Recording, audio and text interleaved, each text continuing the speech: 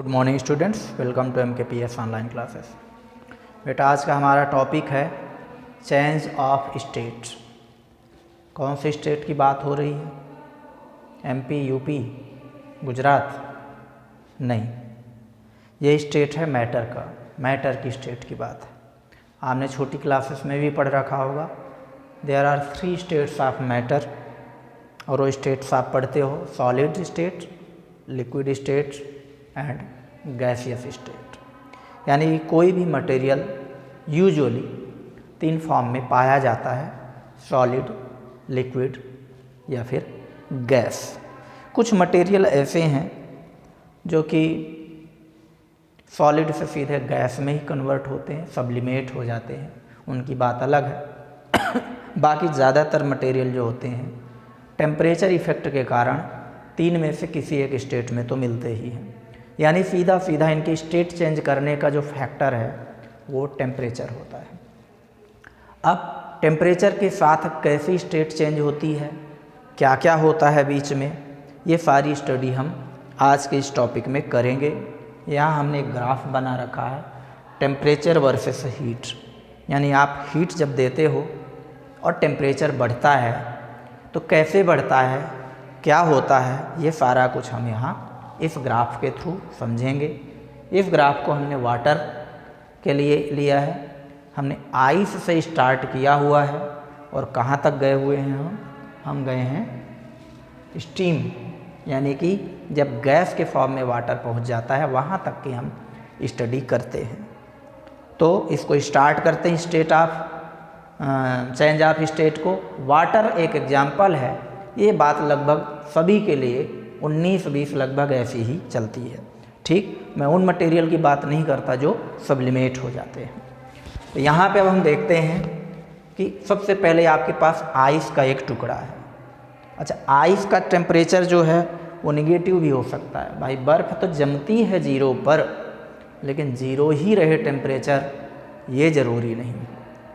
0 पे तो बर्फ़ मिल जाएगी आपको, लेकिन ये मत कहो कि 0 ही है टेम्परेचर। नहीं तो फिर साउथ पोल का टेम्परेचर नेगेटिव क्यों हो, कश्मीर में टेम्परेचर नेगेटिव क्यों हो? अगर बर्फ़ पे ही जाके टेम्परेचर रुक जाए तो फिर भला 0 से नीचे क्यों जाए? इसका मतलब 0 से नीचे हो सकता है। तो अब यहाँ पर आपका कुछ है इनिशियल टेम्परेचर, ये डिग्री सेल्सियस पे है। वैसे केल्विन पे यहाँ पे होना चाहिए, इसको केल्विन अपन कर देते हैं, ज़्यादा सही रहेगा। नहीं तो आप कहोगे कि सर 0 डिग्री सेल्सियस, तो फिर आप यहाँ से स्टार्ट करो। अगर मैं यहाँ सेल्सियस करता हूँ तो इसको फिर मैं यहाँ पे मिला देता हूँ। चलो यही कर देते हैं, 0 पे मिला देते हैं। बर्फ़ है मान लेते हैं। अगर निगेटिव टेम्परेचर होता तो और देते और 0 तक आता और फिर आगे बढ़ता। हाल फिलहाल मान लेते 0 से चल रहा। हीट दिया तो धीरे धीरे धीरे धीरे क्या होगा कि बर्फ़ हीट को एब्जॉर्ब करेगी।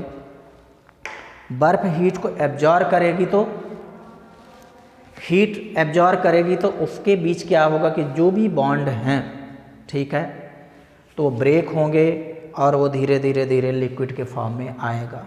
हीट देते जाओगे वो लिक्विड के फॉर्म में आता जाएगा। हो क्या रहा है एक्चुअली, एक्सपांशन हो रहा है मॉलिक्यूल्स के बीच में। जो पास पास है वो दूर दूर हो रहे हैं, सारे मॉलिक्यूल्स दूर हो रहे हैं। जब वो दूर हो रहे हैं तो बॉन्ड ब्रेक हुआ और आपको वाटर मिलता जा रहा है। जितने जितने मटेरियल के मॉलिक्यूल दूर होते हैं वो वाटर बनता जाता है और नीचे पिघल के पहुंचता जाता है। ऐसा ये बीच में दिखा है कांस्टेंट, यानी कि टेम्परेचर रुक गया। यहाँ पे आप देखो ये line parallel to heat line हो गई। यहाँ पर टेम्परेचर आपका रुका हुआ है, हीट बढ़ रही है। हीट यहाँ से लेके यहाँ तक आप बढ़ा डाले, लेकिन टेम्परेचर रुका है। और यहाँ भी एक बार देखते हो आप कि टेम्परेचर रुका हुआ है।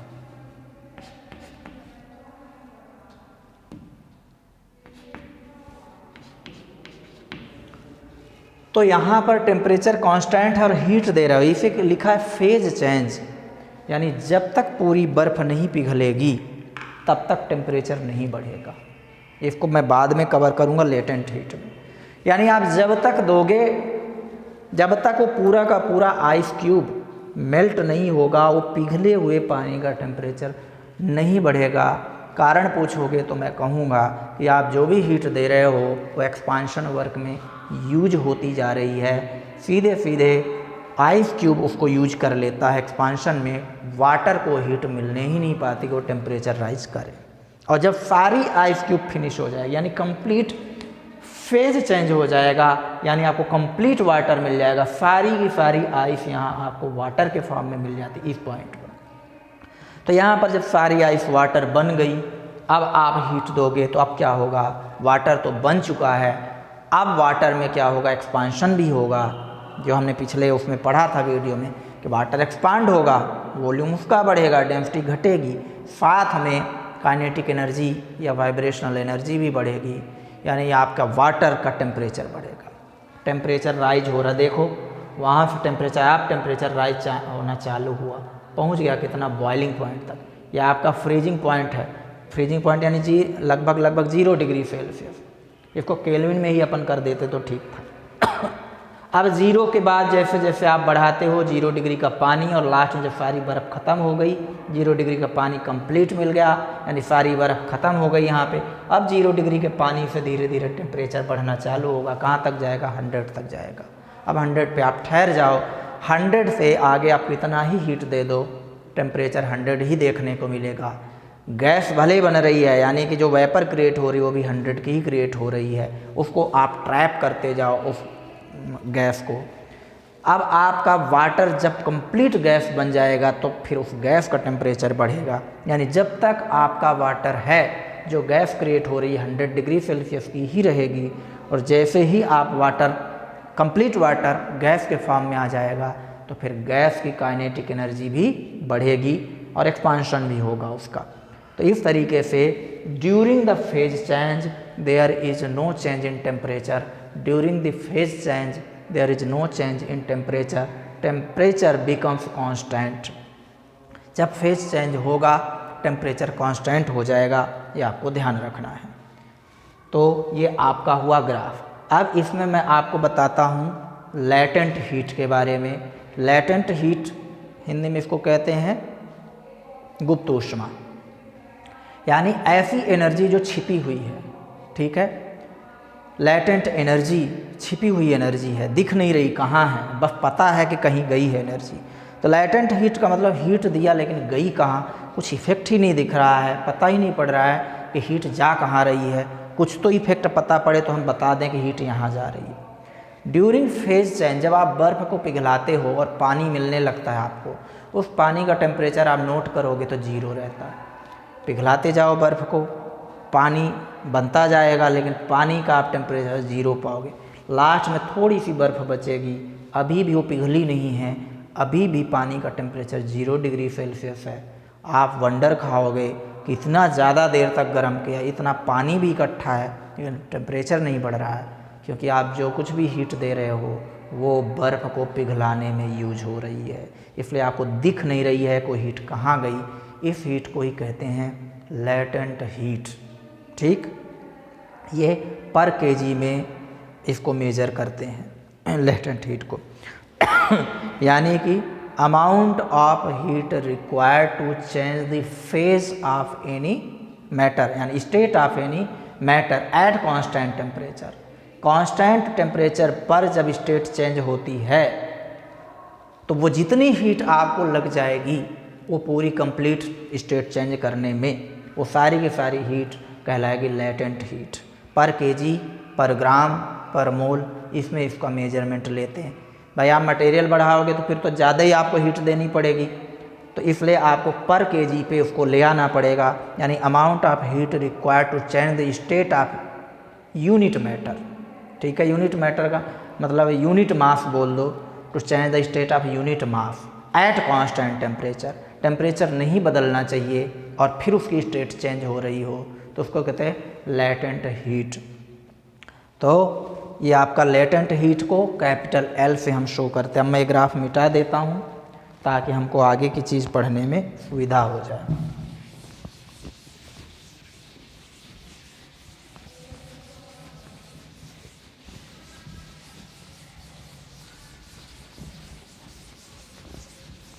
तो लेटेंट हीट को कैपिटल L से शो करते हैं लैटेंट हीट है आपकी ये। आप कितनी हीट आप देते हो, अगर आप लिख देते हो लैटेंट हीट सिर्फ L, इसका मतलब हुआ 1 kg के लिए इतनी हीट लगी, इतने जूल पर kg, ऐसी इसकी यूनिट होती। तो आप कहोगे कि भाई 1 kg के लिए हीट है। लेकिन अगर ज़्यादा मटेरियल हो 2 kg, 5 kg, 10 kg, तो फिर आप मास से मल्टीप्लाई करो। Q = ml, L = Q/m। Unit क्या आएगी इसकी, यूनिट आएगी इसकी जूल पर kg, जूल पर ग्राम, जूल पर मोल, जो भी आपको अच्छा लगे। अब लेटेंट हीट कितने टाइप की हो जाएगी, कम से कम 2 टाइप तो आप भी समझ सकते हो। एक आएगी लेटेंट हीट ऑफ फ्यूजन, यानी जब पानी बर्फ़ पिघल रही है और पानी बन रहा है, उस समय लेटेंट हीट जो होगी वो अलग आएगी 0 डिग्री सेल्सियस पर, उससे आपको कि लेटेंट हीट ऑफ फ्यूजन। और एक आएगी जब भाप बन रही हो पानी से कांस्टेंट टेम्परेचर पर, कहाँ 100 डिग्री पर, यानी बॉइलिंग पॉइंट पर, तो वहाँ पे अलग अमाउंट आएगा उसी 1 kg के लिए, वो कहलाती लेटेंट हीट ऑफ इवेपरेशन। यानी कि वेपराइजेशन हो रहा है तो वहाँ पे लेटेंट हीट सेम अमाउंट के लिए अलग आएगी, और जब पानी बन रहा है तो उसके लिए अलग। तो इसीलिए फ्यूजन के लिए LF आता है, लेटेंट ऑफ फ्यूजन, और लेटेंट हीट ऑफ वेपराइजेशन का आता है LV। ये 2 सिंबल आपको देखने को मिलेंगे।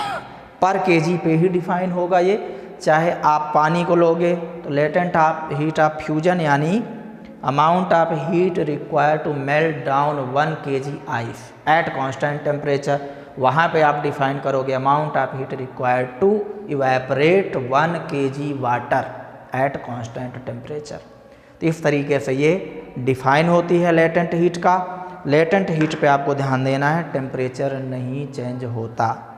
बाकी इसके बाद हम टॉपिक पढ़ने वाले हैं कैलोरीमेट्री। तो कैलोरीमेट्री क्या है, वैसे तो ब्रांच है फिजिक्स की कंप्लीट, जहाँ पर हम किसकी स्टडी करते हैं कैलोरीमेट्री में, यानी कितनी कुल मिला के हीट ट्रांसफ़र, इसमें हीट ट्रांसफ़र का कॉन्सेप्ट है कि एक ऑब्जेक्ट से दूसरे ऑब्जेक्ट में कितनी हीट ट्रांसफ़र होती है। तो पहले मैं बता दूं कैलोरीमेट्री होता क्या, एक बॉक्स होता है, चलो आप मान लो कि बॉक्स है वो आपका कॉपर का एक क्यूबिकल बॉक्स होता है। उस क्यूबिकल बॉक्स के अंदर लिक्विड भरा होता है और उसमें स्पार्क के थ्रू किसी ऑब्जेक्ट को रख के जला देते हैं। जलाने के बाद उससे हीट निकलती है। कितनी हीट निकली, कौन एब्जॉर्ब करेगा हीट को, वाटर एब्जॉर्ब करेगा। वाटर एब्जॉर्ब करेगा तो एक स्टरर लगा रहता है उसमें घुमाने वाला, पानी को जो मथता रहता है, कॉपर का होता है वो भी।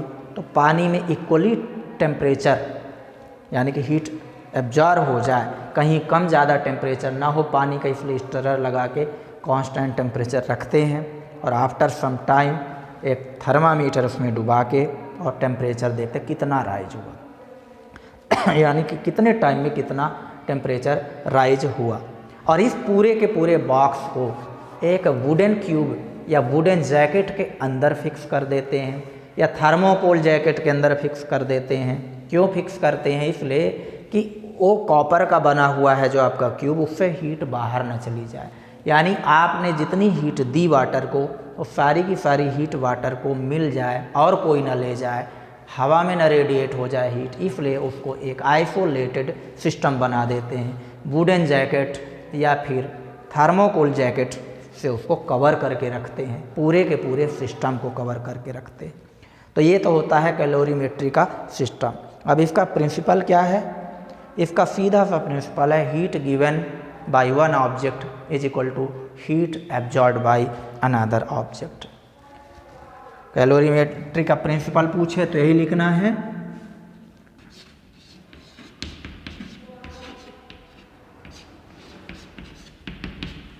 प्रिंसिपल ऑफ कैलोरीमेट्री में कि heat given is equal to heat absorb. एक देगा हीट और दूसरा एब्जॉर्ब करेगा, जितनी ये हीट देगा उतना ही दूसरा हीट को एब्जॉर्ब करेगा। अब सवाल है इसके न्यूमेरिकल कैसे करेंगे। न्यूमेरिकल के लिए आपको फार्मूला चाहिए तो वो मैं आपको बता देता हूँ। इसी कॉन्सेप्ट पर बेस्ड है, डिराइव हो जाएगा, इजी है। आप कोई दो, चलो वाटर का एग्जांपल ले लेते हैं। एक बर्तन में आपके पास वाटर है और उसका टेम्परेचर कुछ है, ज़्यादा है। दूसरे में भी कुछ है वाटर, उसका टेम्परेचर कम है। इन दोनों को मिला दिया, यानी कम टेम्परेचर के वाटर को और ज़्यादा टेम्परेचर के वाटर को मिला दिया। जैसे आपके पास 2 kg वाटर है और वो है 60 डिग्री सेल्सियस का, और आपके पास 1 kg वाटर है वो है 20 डिग्री सेल्सियस का। इन दोनों को आपस में मिला दिया तो जो मिक्सचर होगा 3 kg का, उसका टेम्परेचर कितना होगा, अपने को ये निकालना होता है। ये कैलोरीमेट्री में इसी तरीके के क्वेश्चन आते हैं। तो हम इसको बना लेते हैं। एक ऑब्जेक्ट है आपका यहाँ, इसका टेम्परेचर है T1, इसका मास है m1, ठीक। और दूसरा है यहाँ, इसका टेम्परेचर है T2, इसका मास है m2। यह ऑब्जेक्ट A हुआ, ये B हुआ। इन दोनों को आप मिक्स करके एक तीसरा बनाते हो मिक्सचर। इसका टेम्परेचर है T मिक्स, मिक्सचर का टेम्परेचर है T मिक्स। अब आपको T मिक्स निकालना है। कंडीशन है T1 is greater than T2। तो सीधी सी बात है कि इसने कुछ हीट दिया है Q हीट इस पे गई है, और इसने हीट M2 ने हीट लिया है। जितना हीट पहला खोएगा उतना ही दूसरा लेगा, क्योंकि जब कॉमन टेम्परेचर हुआ तो यानी कि जो आपका 1 लीटर पानी है 20 डिग्री सेल्सियस का, चलो मान लेते हैं कि 35 डिग्री सेल्सियस कॉमन टेम्परेचर है। वो कितना आएगा वो तो खैर कैलकुलेट हो जाता है, लेकिन चलो मान लेते हैं कि 35 डिग्री सेल्सियस हो गया। तो 1 लीटर पानी है आपका 20 डिग्री सेल्सियस का, और 2 लीटर पानी है 60 डिग्री सेल्सियस का। तो 60 डिग्री सेल्सियस वाला अपनी हीट लूज करेगा 35 में आने के लिए। 60 से 35 आएगा, इसको मतलब वो अपनी हीट देगा। तो लेगा कौन? 20 डिग्री वाला 35 पहुंच गया, इसका मतलब उसने हीट एब्जॉर्ब किया। तो 60 से 35 आया तो उसने जितना खोया उतना ही इसने एब्जॉर्ब किया। यही प्रिंसिपल है कैलोरीमेट्री का। तो आप सिंपल क्या लिख सकते हो, फार्मूला होता है Q is equal to mF delta T। अब आप कहोगे ये क्या है mF, यहाँ मैं कैपिटल F लिखूँ, इससे अच्छा मैंने कैपिटल F को m इंटू स्मॉल f लिखा। मैंने आपको फार्मूला पढ़ाया होगा, small f is equal to capital S upon m। तो आप यहाँ पे क्या लिख सकते हो, कैपिटल F की जगह आप लिख सकते हो m इंटू स्मॉल f। और आपने ये भी पढ़ा है Q is equal to F delta T। मैं यहाँ इसको Q is equal to mF delta T लिख सकता हूँ। ये हमने पीछे के वीडियोज में पढ़े हुए। तो Q is equal to mF delta T ये हमने पढ़ा हुआ है। अब यहाँ से यहाँ गए तो पहले केस में जिसने हीट दिया यानी कि delta Q given is equal to delta Q taken. तो पहले वाले केस में आप क्या लिखोगे, डेल्टा Q को m1 F1 delta T1 is equal to m2 F2 delta T2। m1 2 kg है, अभी तो मैं m1 ही रहने देता हूँ। वाटर है तो यहाँ FW आ जाएगा, S वाटर।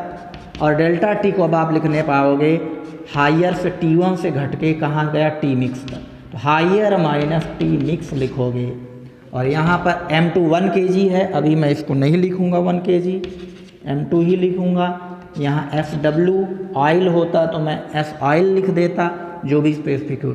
और इसका बढ़ा है टेम्परेचर, तो बढ़ के ज़्यादा हुआ तो T मिक्स ज़्यादा है, T मिक्स माइनस T2 करूँगा।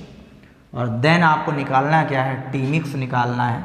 सॉल्व द इक्वेशन, आपको मिलेगा m1 F water T1 minus m1 S water T mix is equal to m2 S water T mix minus M2 S water T2।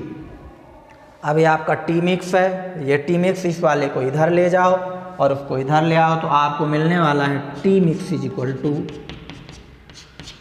मिलेगा M1 S water T1 plus M2 S water T2 whole divided by आपको मिलेगा M1 SW और यहाँ पे आ रहा है आपका M2 SW, है ना। तो SW भी आपका ये आ जाएगा, आपका टी मिक्स कॉमन निकालेंगे तो M1 SW plus M2 SW, M1 SW plus M2 SW, ये आपका फार्मूला आ गया टी मिक्स का। इस तरीके से आप फार्मूला डिराइव कर सकते हैं और इस फार्मूले में वैल्यू रख के आप कैलकुलेट कर सकते हैं टेम्परेचर को। बाकी इसमें लेटेंट हीट का भी कॉन्सेप्ट आता है, जब वो पिघलता है वो स्पेशल केस हो जाते हैं, उनको फिर हम क्लासरूम में देखते हैं। तो ये मैंने आपको थ्योरेटिकली कैलोरीमेट्री भी बता दिया और चेंज ऑफ स्टेट भी हमने इस वीडियो में कवर किया है, बाकी नेक्स्ट वीडियो में।